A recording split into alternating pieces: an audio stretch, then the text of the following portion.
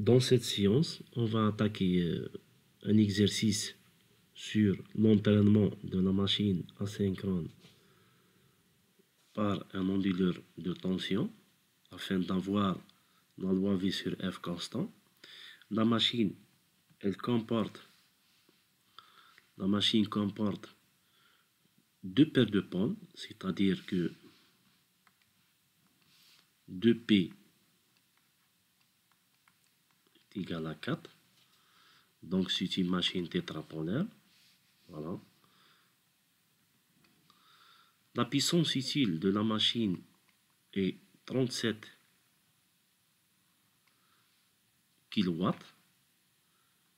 La tension d'alimentation est 230 volts 400 avec une fréquence 50 Hz.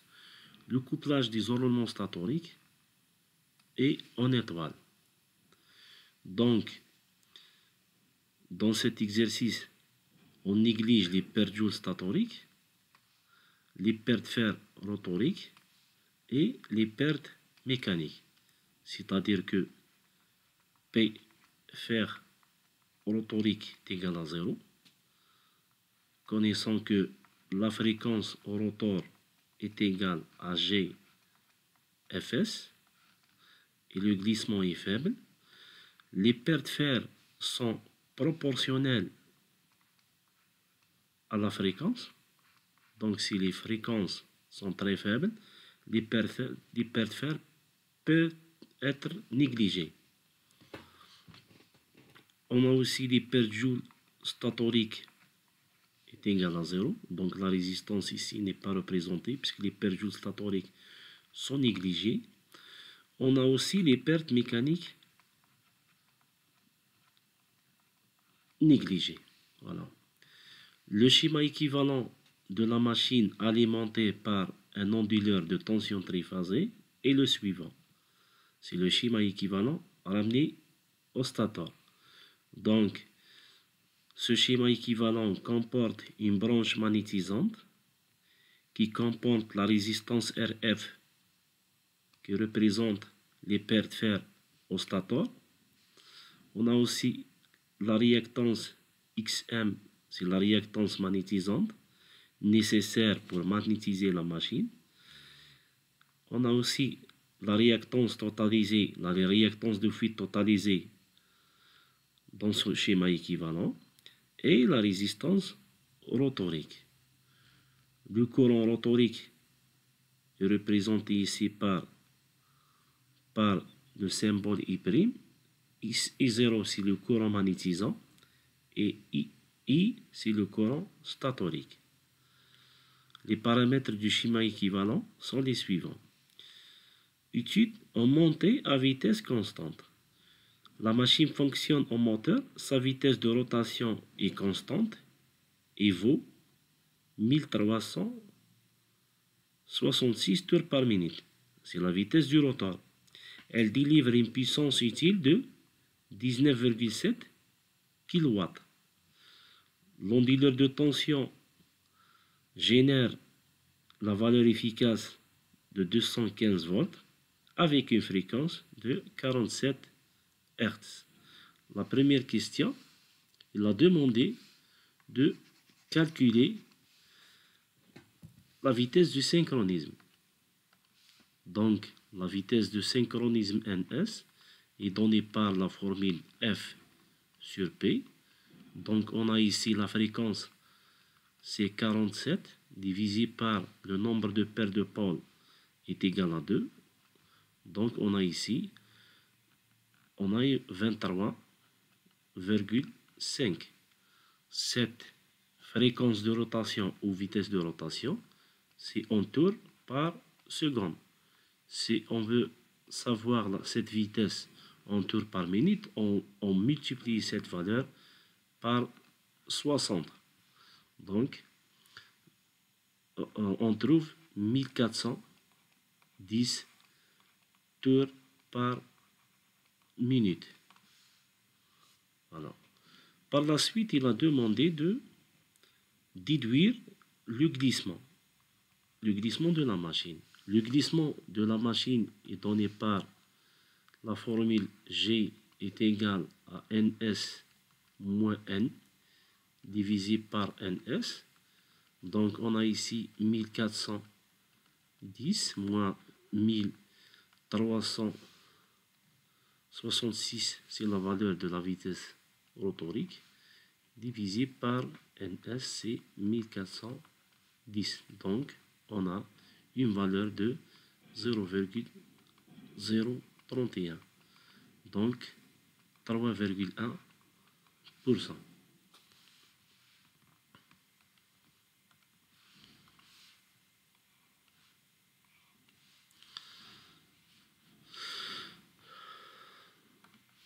Pour la question 1.2,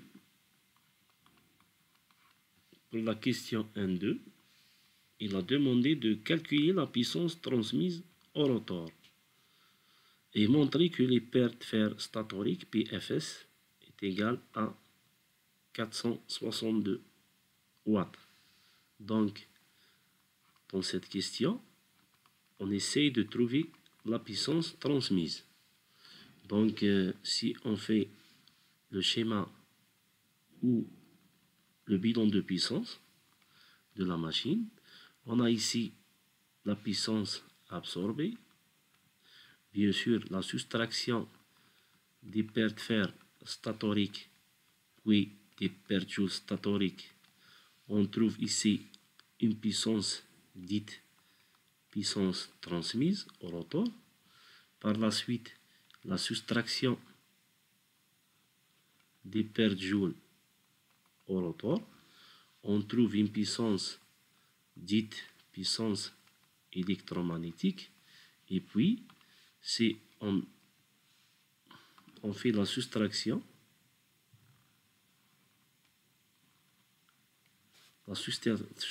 des pertes mécaniques,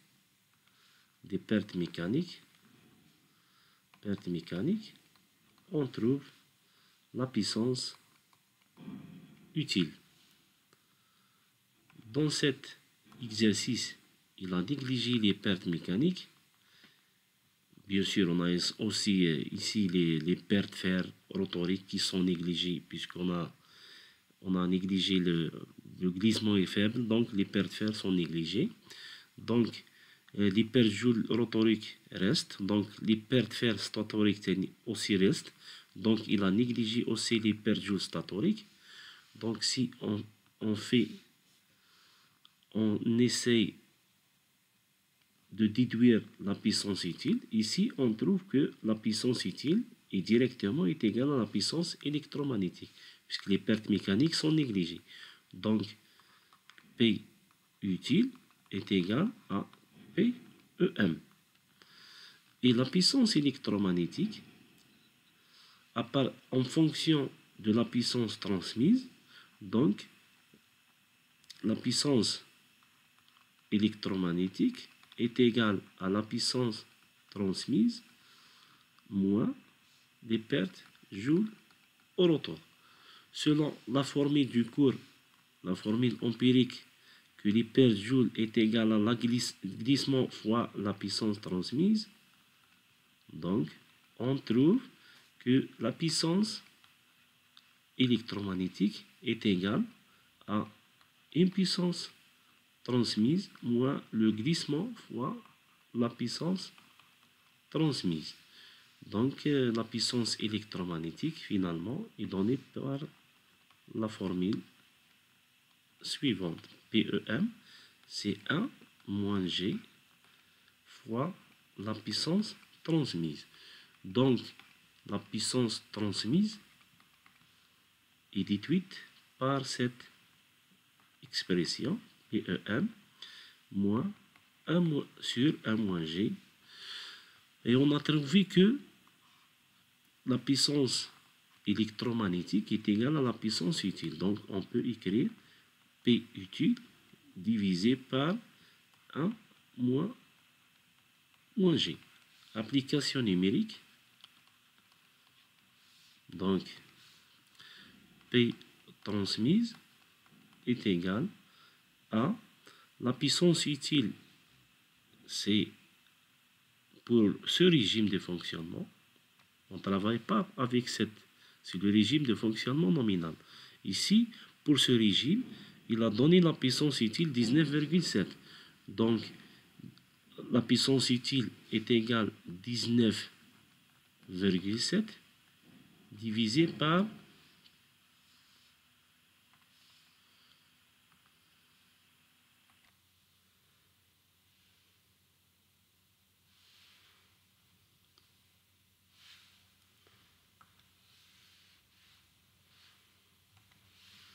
donc 19,7 divisé par 1 moins 0,031. Donc on trouve une puissance transmise de 20,3 kW.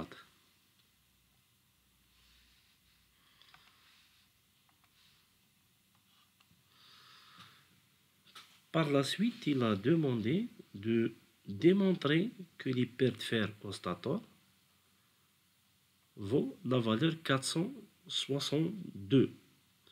Donc, on a ici, à partir du schéma équivalent, on peut dire que dans ce schéma équivalent,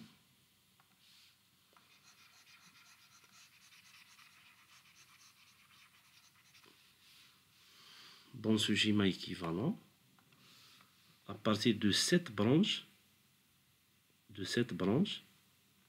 voilà, ici, il y a un courant I0 actif. C'est un courant qui se divise. I0, il se divise I0 réactif et I0 actif. On peut dire que la puissance ou les pertes de fer dans cette résistance est égale à la résistance RF fois le courant I0 actif au carré. I0 actif au carré. La machine est une machine triphasée, donc les pertes fer sont multipliées par 3. I0 actif au carré, c'est pour une phase. On a ici une seule phase, mais la machine, c'est une machine triphasée, donc les pertes fer est égal à 3 RF I0 active. I0 active est égal à V sur RF. Si on remplace cette expression ici, donc on a V au carré sur RF au carré. On simplifie ici, on trouve que les pertes fer est égal à 3 V au carré sur RF. Si on fait l'application numérique, RF est égal à 300. La tension est égale à 230. Donc on a ici une tension 230 volts. C'est une tension simple. Donc 3 fois 230 au carré divisé par RF est égal à 300 ohms. Donc on trouve les pertes fer est égal à 462.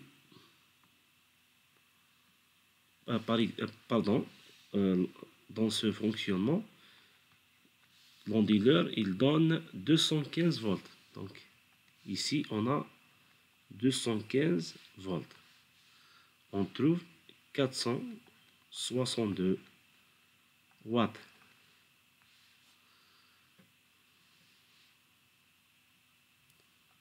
Donc les pertes fer au stator vaut la valeur 462 watts. Par la suite, il a demandé de calculer la puissance absorbée. La puissance absorbée selon le bilan de puissance, P absorbé, est égale à la puissance transmise au rotor plus les pertes fer. Donc, 1,3, la question 1,3, pour la question 1,3,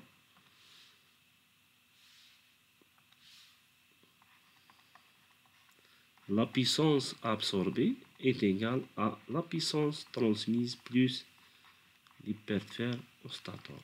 Donc on a une puissance transmise de 20,3 plus 0,462.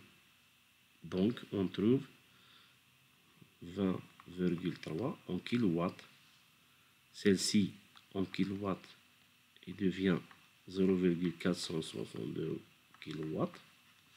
Donc plus 0,462 kilowatts est égal à 20,76 kilowatts. Voilà. Pour le rendement, N est égal à la puissance utile divisée par la puissance absorbée. Donc la puissance utile est égale à 19,7 kW. La puissance absorbée c'est 20,76 kW. Donc on trouve un rendement de 94,8%. On remarque que le rendement est beau puisqu'on a négligé plusieurs pertes, telles que les pertes fer statoriques, les pertes joules statoriques et les pertes fer rotoriques, ainsi que les pertes mécaniques. Le rendement ici est bon. Donc on passe maintenant à la deuxième partie, expression du couple électromagnétique. À partir de la figure précédente, c'est-à-dire à partir du schéma équivalent, on essaye de déterminer les expressions du couple électromagnétique. Donc, à partir de la figure précédente, exprimer l'intensité du courant I' en fonction de VR, c'est-à-dire en fonction de la tension, la résistance du rotor, l'inductance des fuites totalisées et le glissement ainsi que pulsation du réseau. Donc, par la suite, il a demandé d'exprimer la puissance transmise et dans la question 3, il a demandé de déterminer que le couple électromagnétique peut être écrit sous cette forme. Donc, maintenant, on passe à la partie 2. La partie 2, c'est l'expression du couple électromagnétique.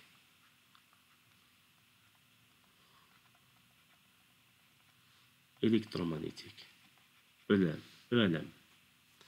Donc de 1, il a demandé de trouver le courant I' en fonction de V, R, L, oméga et G. Donc, si on fait la loi des miles ici, que la somme des tensions est égale à 0 ici, donc on fait la loi des miles. Donc on a ici V, on a ici une tension VL et une tension VR. Donc la somme des tensions dans la maille ici est égale à 0. On a I est égal à 3, c'est-à-dire on a 3 tensions, la première, la deuxième et la troisième. Donc I varie de 1 jusqu'à 3. Donc on a V moins VL moins VR est égal à 0. VL, c'est en complexe, c'est JX oméga. VR est égal à R, ici fois I', et ici c'est R fois I'. Donc V, cette expression a été déjà démontrée dans l'exercice précédent. Donc V est égal à R fois I' plus Gx I', donc est égal à R plus Gx I'. Donc I' est égal I' est égal à V divisé par R plus Gx. Voilà.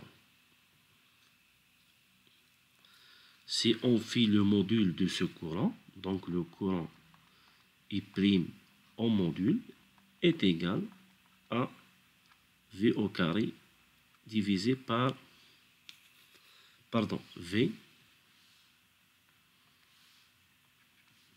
divisé par la racine de R sur G au carré plus xi au carré.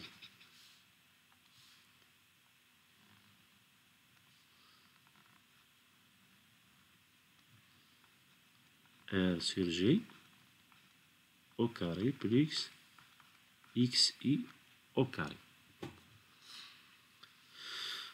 Donc, on remarque que I' il est en fonction de V, R, X, tel que X, c'est L oméga. Donc, X, c'est L oméga. Donc, L aussi existe, et oméga, et le glissement G. Donc, l'équation est vérifiée. Pour la deuxième question, c'est 2. Il a démontré d'exprimer la puissance transmise en fonction de V, R, L, oméga et G, c'est-à-dire à partir des paramètres précédents, oméga et G. On sait que le couple transmis ou les pertes joules, selon la formule du cours, que les pertes joules au rotor est égal le glissement fois la puissance transmise. Donc la puissance transmise est égale aux pertes joules rotoriques divisé par le glissement. Et on sait que les pertes joules au rotor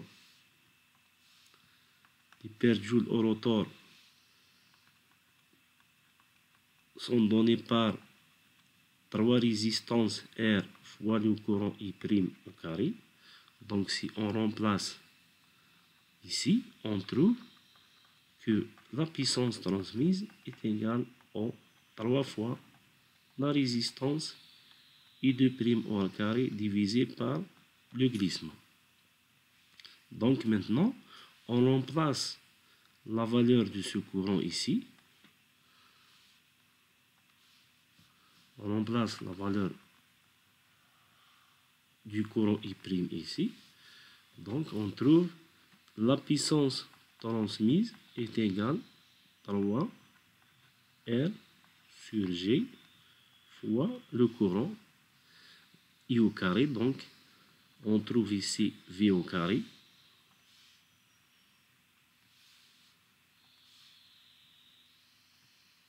divisé par R sur G au carré plus X au carré, c'est L oméga au couple transmis TR. Donc le couple transmis est égal à la puissance transmise divisé par oméga S. En même temps, le couple électromagnétique est égal à la puissance électromagnétique divisé par Donc, on va vérifier cette égalité. PEM divisé par oméga R. On a dit précédemment que la puissance électromagnétique est égale à 1 moins G divisé par oméga R. PEM, c'est 1 moins G PTR. Et oméga R, c'est 1 moins G oméga S. Donc, on peut la remplacer ici. Voilà. Donc, oméga R, c'est 1 moins G oméga S. Donc, on a ici 1 moins G oméga S. On simplifie 1 moins G avec 1 moins G. Donc, on trouve que le couple électromagnétique est égal à la puissance transmise divisée par oméga S. Donc, on peut continuer avec cette expression que le couple électromagnétique TEM est égal à la puissance transmise divisée par oméga S. On a trouvé précédemment que la puissance transmise est égale à 3 V au carré fois R sur G fois le courant au carré qui a été donné par cette expression. Sur G plus L oméga au carré. Donc on remplace l'expression de la puissance transmise ici. Donc on a un couple électromagnétique donné par cette expression. TEM est égal à 3 V au carré, 3 V au carré sur oméga S fois R, seulement R sur G divisé par R sur G au carré plus L oméga au carré.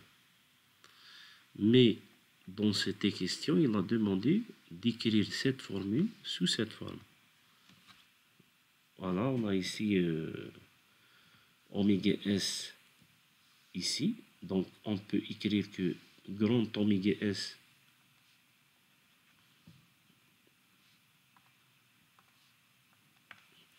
que petit oméga est égal à oméga S divisé par P. Pardon.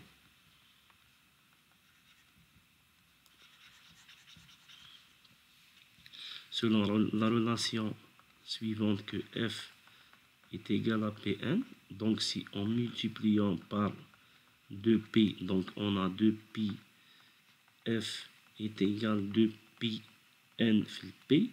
Ça, c'est grand oméga et ça, c'est petit oméga.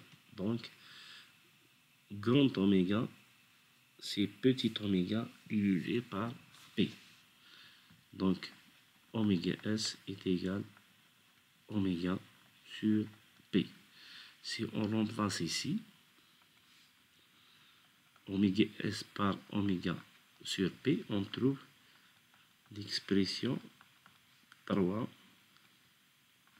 P sur petit oméga fois le glissement fois la résistance R fois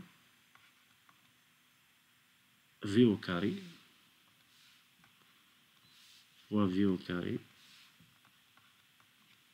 divisé par R sur G au carré plus L oméga au carré. Voilà, c'est l'expression demandée. Dans la question 2.4, il a demandé de démontrer que le couple électromagnétique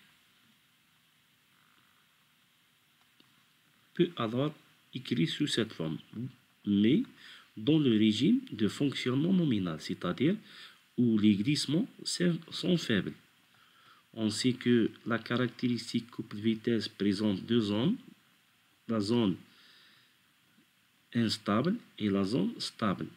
Celle-ci, c'est la zone stable. Elle correspond au régime de fonctionnement à glissement faible. Pour les glissements faibles, on sait que si G est faible, si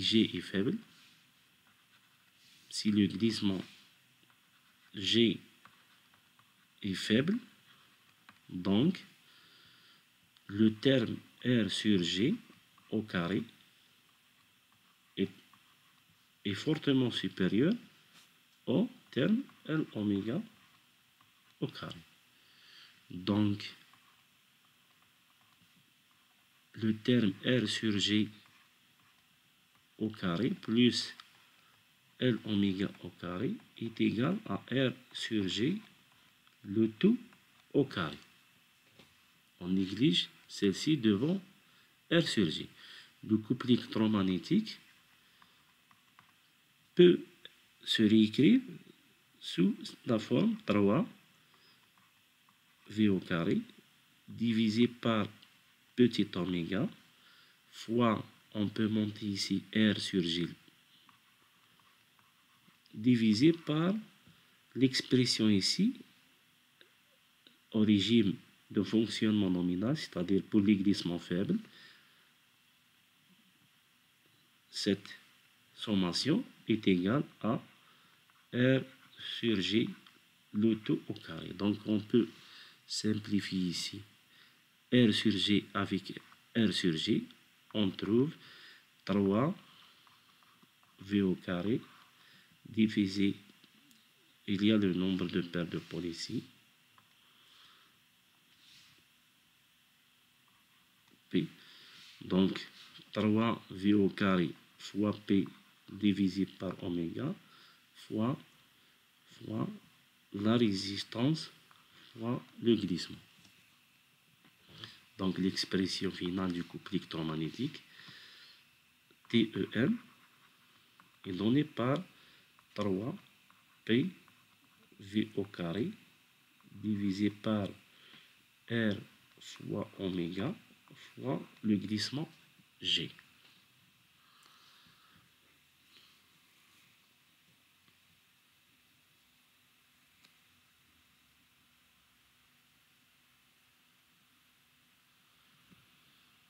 Donc, on essaye de démontrer que cette expression peut être réécrite sous la forme suivante.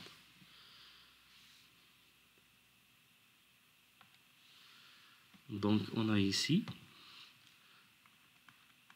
TEM est égal à 3 P V au carré R fois petit oméga fois le glissement.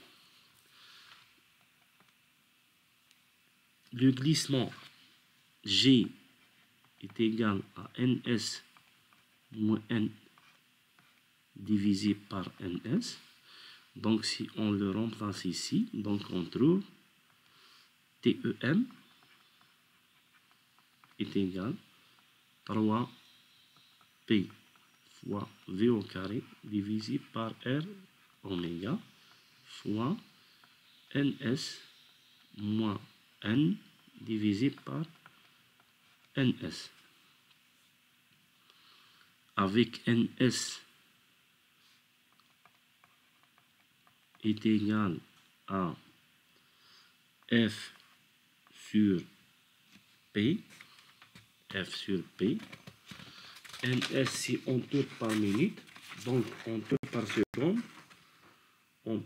par seconde, c'est en tours par minute, donc en tours par seconde, donc on doit multiplier ici par 60. Donc on trouve que TEM est égal à 3, le nombre de paires de pôles, fois la tension au carré, fois R, oméga c'est 2PF, oméga ici c'est 2PF,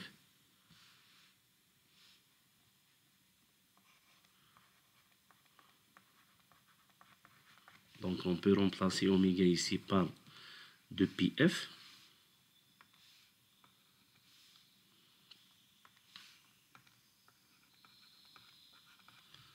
fois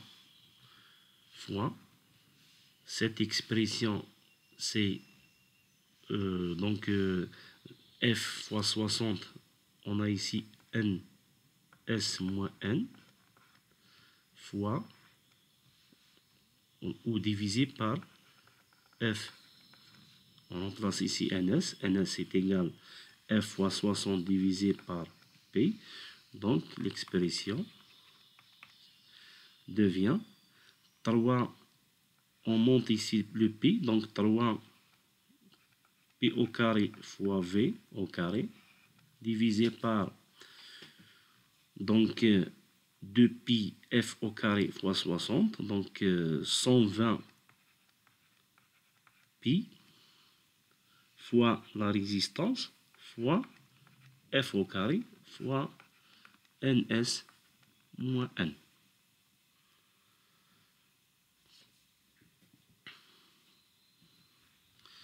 On a ici le terme v au carré sur f au carré. C'est un terme constant selon la loi v sur f constant. Donc on peut écrire 3 p au carré v au carré divisé par 120 pi fois r fois v sur f le tout au carré fois ns moins n. Et c'est l'expression demandée. Déterminer l'expression littérale de A. Donc si v sur f est constant, donc ce terme devient constant. Donc on a cette quantité ici est égale à A. Donc A, si on pose A est égal 3 p au carré v au carré divisé par 120 pi fois r fois v sur f au carré. On a dit que ce rapport est constant selon la loi v sur f est constant. Donc le couple électromagnétique s'écrit comme suit.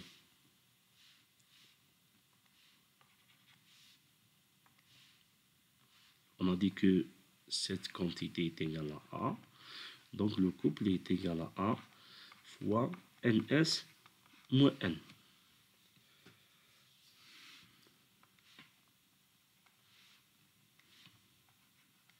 Voilà. Donc on calcule A. A est égal à 3 fois P au carré, c'est 2 au carré, fois pardon, ici,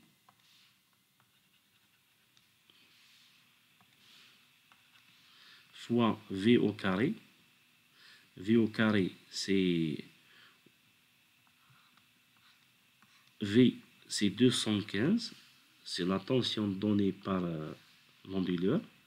La fréquence, c'est 47, le tout au carré.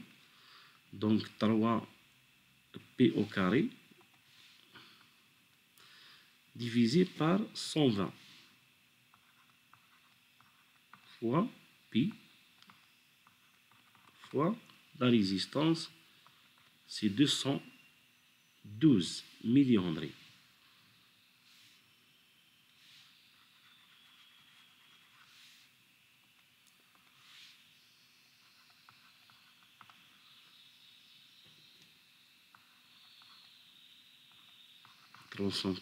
Fois la résistance 212, c'est 0,212. Donc on trouve A est égal à 314. Par la suite, il a demandé, à partir de la question précédente, calculer le moment du couple électromagnétique TEM dans les conditions précédente. Donc, on calcule directement le couple électromagnétique TEM.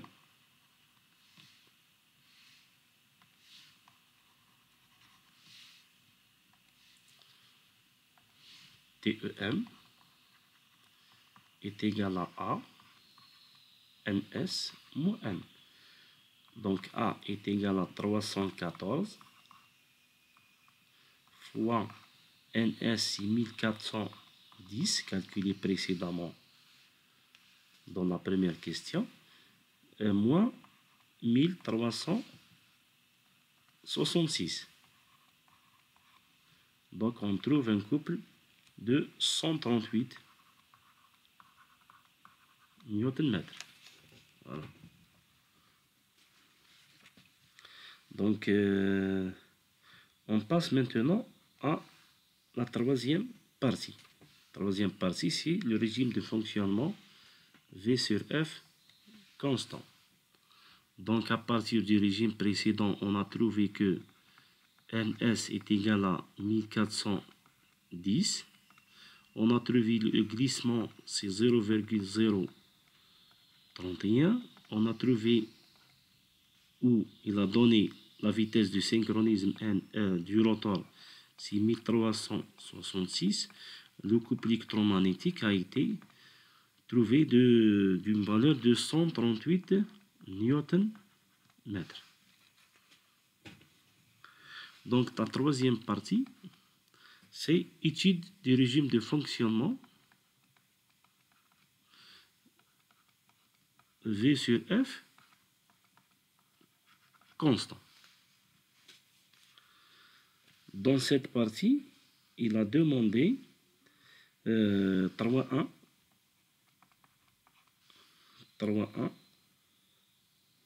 pardon, les caractéristiques du fonctionnement avant 3.1. Les caractéristiques du fonctionnement de la machine en montée à vitesse constante sont connues. Donc on a trouvé la vitesse du synchronisme, la fréquence. Donc la fréquence est égale à 47. La tension, c'est 215 volts. Ici, c'est Hertz.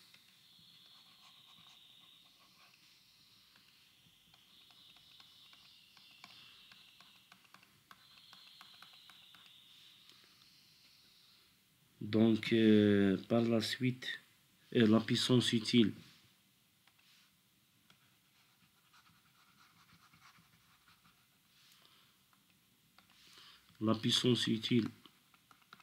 est de 19,7 kW. On s'intéresse au fonctionnement de la machine asynchrone alimentée par un onduleur de tension V sur F constant. Donc 3.1. Donc caractéristique de TEM en montée. On rappelle que dans les conditions définies dans la partie 3, on a trouvé que le couple électromagnétique est donné par la formule approchée, puisqu'on a approché le couple électromagnétique au régime permanent, au régime de fonctionnement nominal, fois NS moins N. Donc, 3.1, il a demandé de tracer la caractéristique TEM en fonction de la vitesse pour un fonctionnement en montée. Donc, on a ici le plan couple vitesse.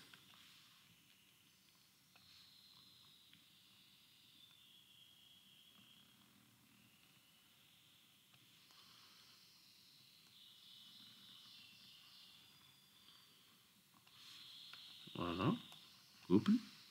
Ici, c'est la vitesse.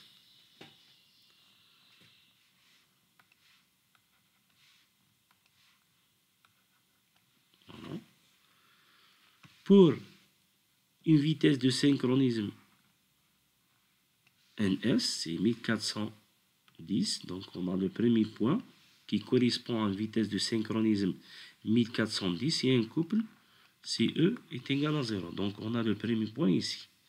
Le deuxième point, c'est le régime de fonctionnement nominal, c'est-à-dire 1370 et un couple de 138. On a par exemple ici le couple 138 et la vitesse ici c'est 1410, la vitesse de synchronisme. La vitesse 1366 est proche de celle-ci. Donc on a ici 1366. Donc le premier point c'est ici, c'est P1. Deuxième point, c'est le régime de fonctionnement ou le point de fonctionnement. Ça, c'est le point de fonctionnement, c'est le deuxième point. Donc, on peut tracer la caractéristique couple vitesse. Voilà. Normalement, c'est linéaire.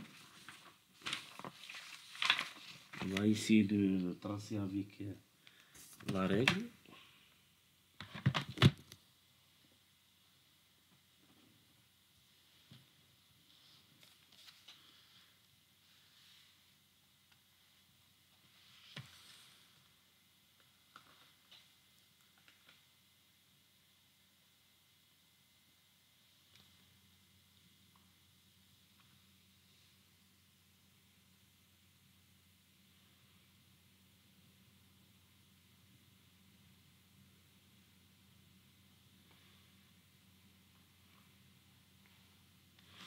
Voilà, c'est à peu près.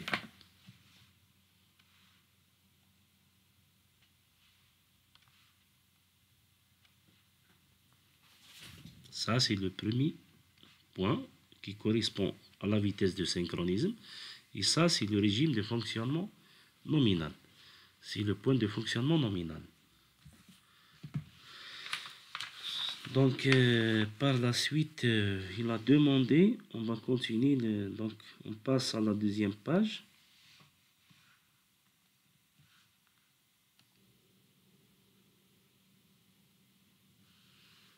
Donc, on passe à la deuxième page. Donc, on est ici. On est ici, calculer, tracer la caractéristique. Donc, on a tracé la caractéristique de la vitesse. Indiquer le point de fonctionnement F à vitesse constante définie ci-dessous. Donc, le point de fonctionnement ici, c'est correspond à une vitesse 1366 et un couple 138.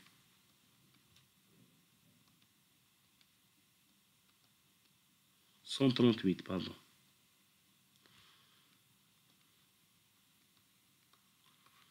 Voilà. C'est le point de fonctionnement F1.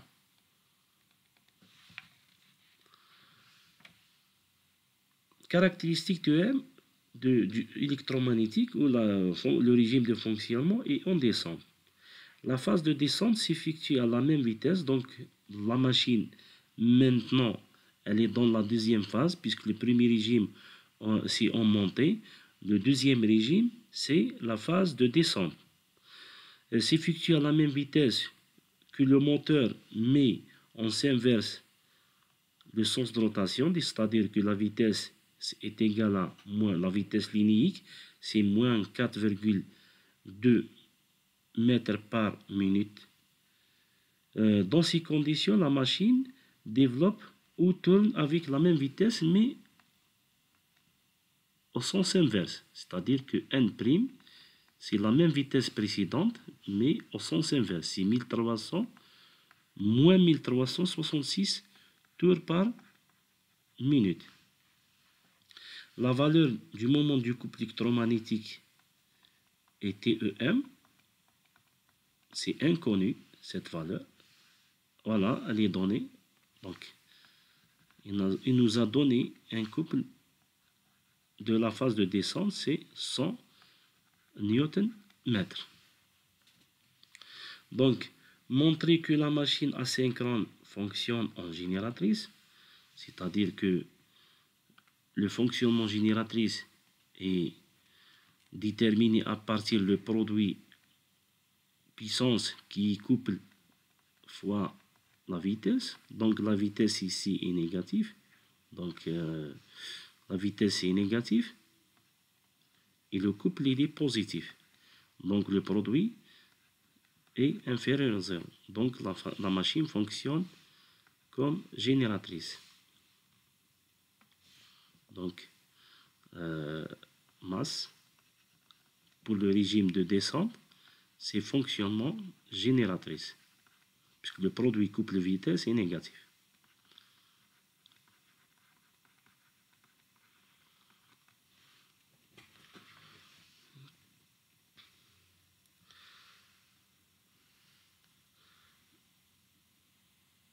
Montrer que la machine fonctionne.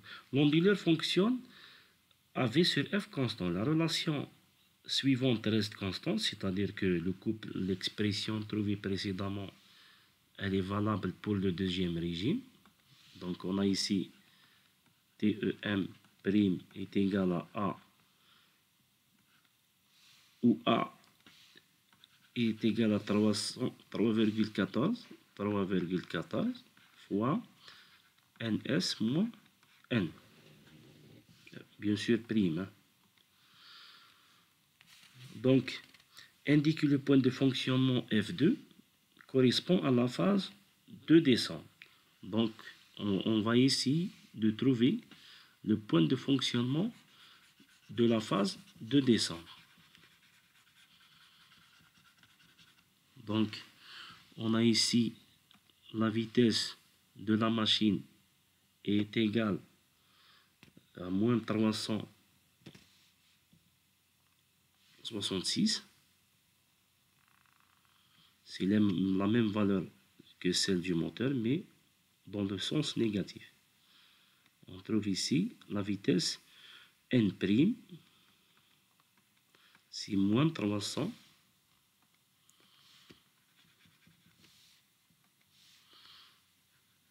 N' est égal à moins 366. Le couple électromagnétique pour cette phase de descente est égal à 100. Donc, le point F2, il est ici. Voilà. Mais pour tracer cette caractéristique, il nous faut le deuxième point. Là, selon la loi V sur F constant, il y a une famille de courbes.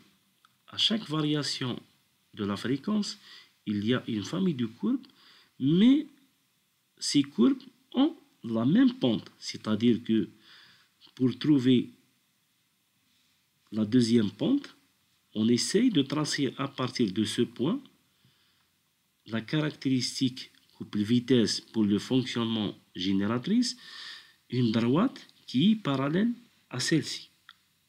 Voilà. Donc le deuxième point de fonctionnement, c'est moins 1366 et 100.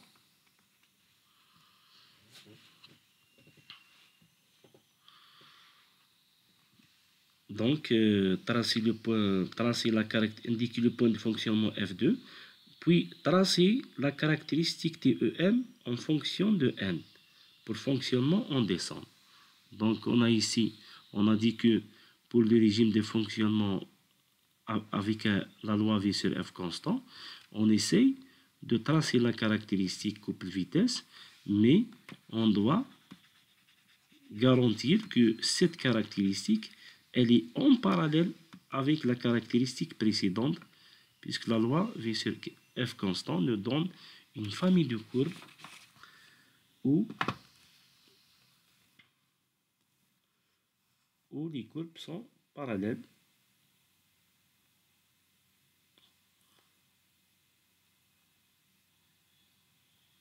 C'est-à-dire, il faut que cette courbe soit parallèle à celle-ci. Donc, à partir de ce parallèle, le point d'intersection avec l'axe des vitesses nous donne la vitesse de synchronisme. c'est la vitesse de synchronisme ns'. C'est une démonstration graphique.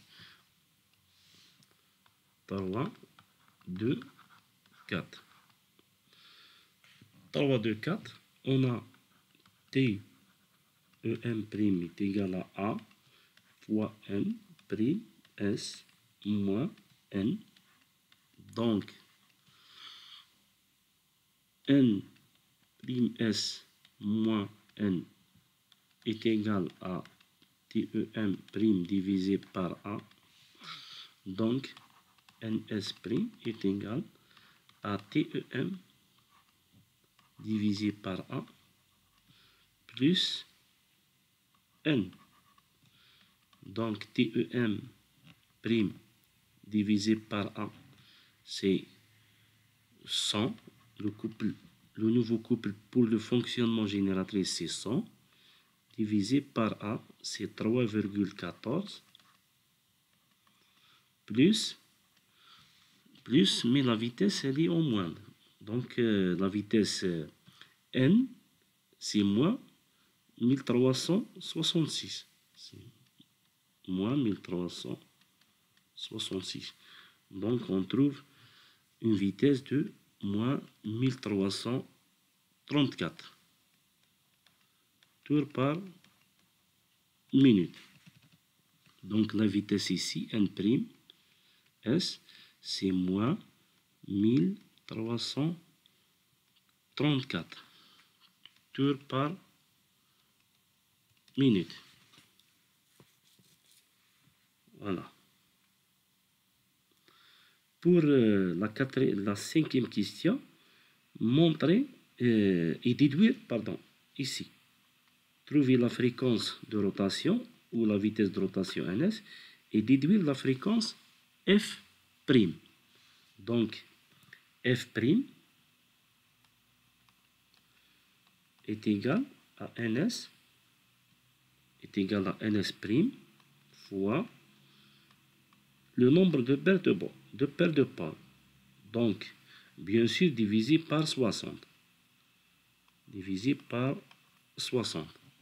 Donc, on a moins 1334 fois le nombre de paires de pôles, c'est 2, divisé par 60. On trouve une fréquence de 44,46 Hz.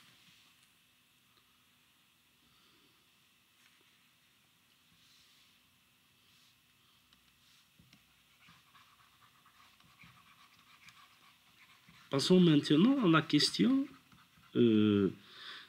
3, 2, 5. Il a demandé de trouver le nouveau glissement pour le régime de fonctionnement en descente ou en génératrice. Donc, 3, 2, 5. 3, 2, 5. Il a demandé de calculer le glissement J'. C'est NS' moins N' divisé par NS'. NS', c'est moins 1334 moins 1366. La vitesse du rotor divisé par moins 1334. On trouve un glissement de moins 2,4%. Donc le glissement est négatif, G, puisque le fonctionnement est en génératrice.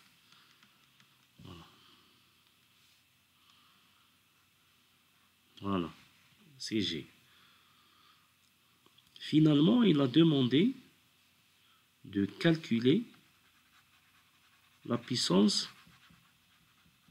transmise.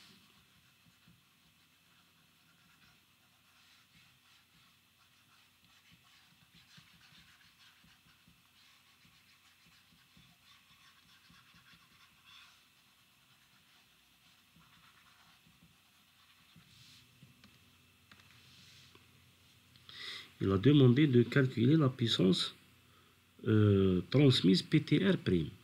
C'est la question 3 de 6. Il a demandé de calculer PTR'.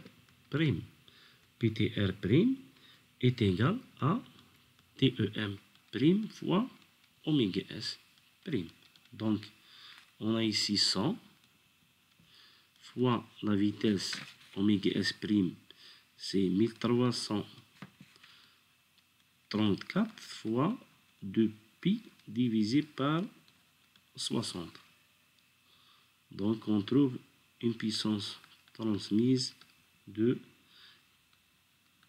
13,96 kW. Voilà.